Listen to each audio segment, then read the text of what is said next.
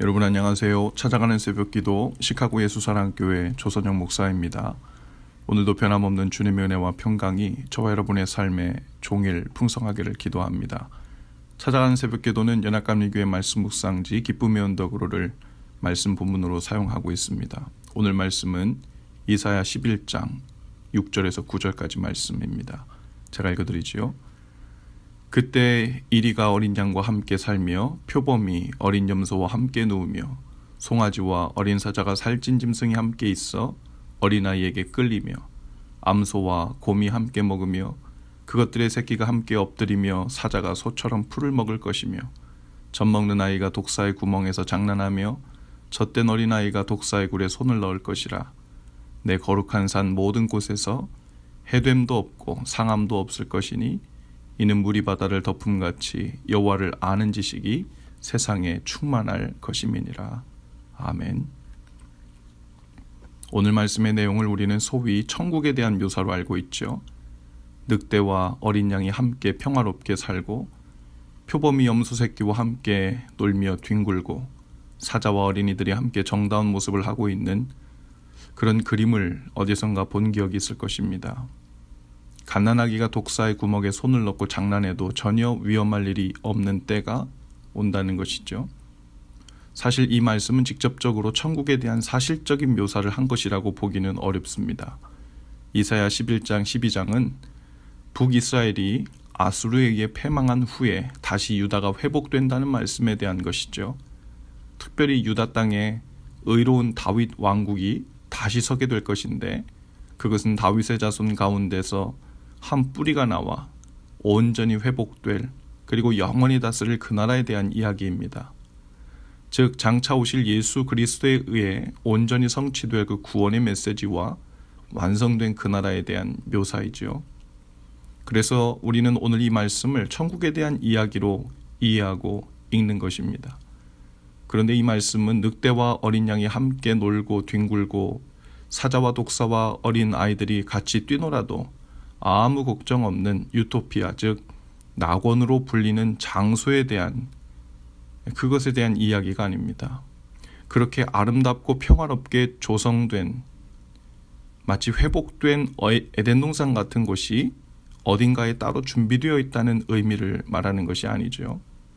다윗의 후손 메시아의 완전한 통치가 이루어지는 그 나라에서는 모든 사람들과 동물들과 세상의 피조물들이 그렇게 본래 해함도 없고 상함도 없는 상태가 된다는 의미입니다. 즉 우리가 우주 저 멀리 있는 특별히 준비된 어떤 동산에 이런 장소가 있다는 말을 하려고 하는 것이 아니라 그 메시아에 의해 완전하고도 영원한 통치가 이루어지는 날이 도래하고 가까운다는 말을 이야기하는 것이죠. 그런데 이런 놀라운 일이 벌어지는 이유를 9절에서 이렇게 표현하고 있어요. 이는 즉 왜냐하면 물이 바다를 덮음같이 여호와를 아는 지식이 세상에 충만할 것이기 때문이다.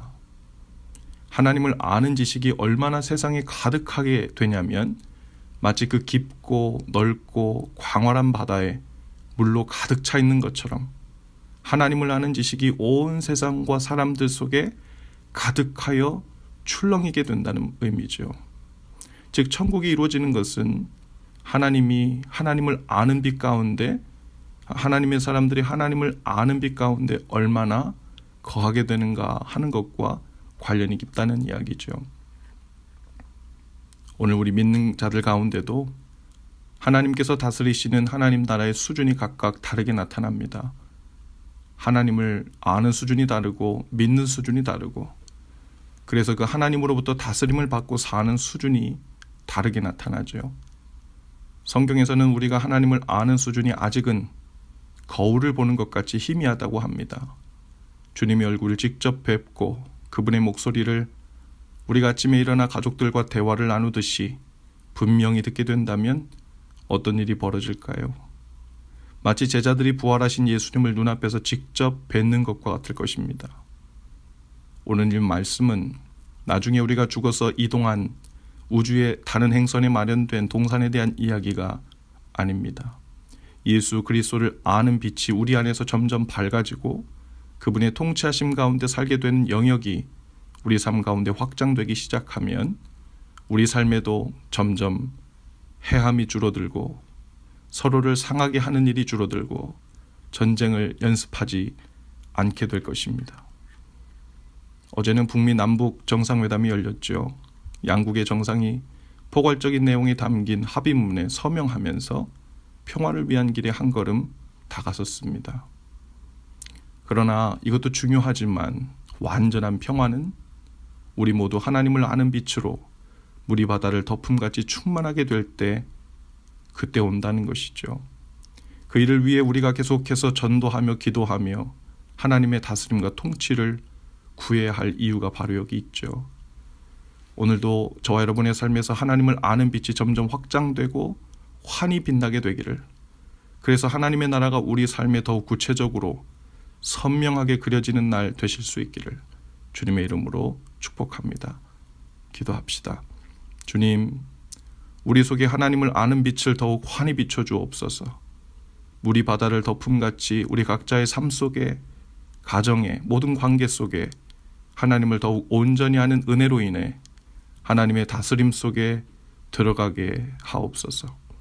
그래서 주님의 나라가 오늘 우리 속에 임하게 하시고 온전히 세워지게 하시고 온전히 도래하는 그 은혜를 허락해 주옵소서. 예수님 이름으로 기도합니다. 아멘. 여러분, 오늘도 예수 사랑으로 화이팅입니다. 내일 아침에 다시 찾아뵙지요.